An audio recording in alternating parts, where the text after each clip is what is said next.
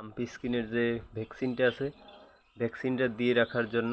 সন্দেহ ঠিকই হয়েছিল, কারণ ওকে ভ্যাকসিন দিতে পারছিলাম না বয়স। নমস্কার, আশা করি সবাই ভালো আছেন। তো আপনাদের যে বিষয়টা বলার জন্য আজকে ভিডিওতে আসছি, আগে ভিডিওতে আপনাদের বলছিলাম যে আপনারা যারা ক্ষুদ্র খামারি আছেন আমার মতো, চেষ্টা করবেন আপনাদের গরুকে লাম্পি স্কিনের যে ভ্যাকসিনটা আছে, ভ্যাকসিনটা দিয়ে রাখার জন্য। তো অনেকে মনে করেন এটা একটা ঝামেলা মনে করে অনেকেই দেন না। তো আমার গরু পাঁচটা গরুর মধ্যে 4টাকে দিয়েছিলাম ভ্যাকসিন, আর একটা বাচ্চা, ওর বয়স কম ছিল 15 দিন, যার কারণে ওকে ভ্যাকসিন দিতে পারছিলাম না। তো হঠাৎ করে এটা দেখতে পাচ্ছেন, ওকে ভ্যাকসিন দিতে পারছিলাম না কারণ তখন ওর বয়স একটু কম ছিল। তো আমি একটা ভয়ের মধ্যেই ছিলাম যে ভ্যাকসিন যেহেতু দিতে পারলাম না, হয়তো কি ওর কি মানে হওয়া নিয়ে একটি সন্দেহ ছিলাম।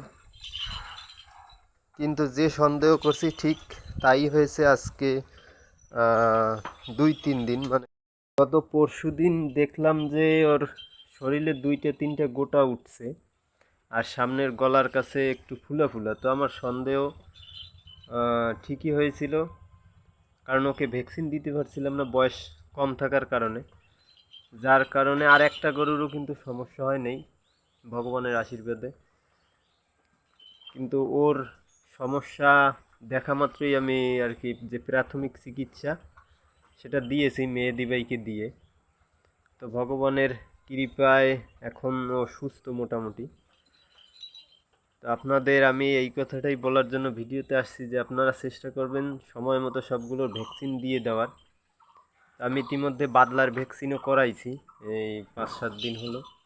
আপনারা চেষ্টা করবেন, এখন কিন্তু বাদলার সিজন, বাদলা ও খুরা, আপনারা সবাই চেষ্টা করবেন ভ্যাকসিনগুলো দিয়ে রাখার জন্য। কারণ বর্তমানে যে অবস্থা, যে আবহাওয়া, ভ্যাকসিনের কোনো বিকল্প নেই। তো আমি সর্বশেষ বলবো আপনাদের যারা ক্ষুদ্র খামারি আছেন, আপনারা সচেতন হবেন, আপনার গবাদি পশুর যত্ন নেবেন, সময় মতো ভ্যাকসিন করাবেন, কৃমিনাশক করাবেন। তো সবাই ভালো থাকবেন, সুস্থ থাকবেন। ধন্যবাদ সবাই।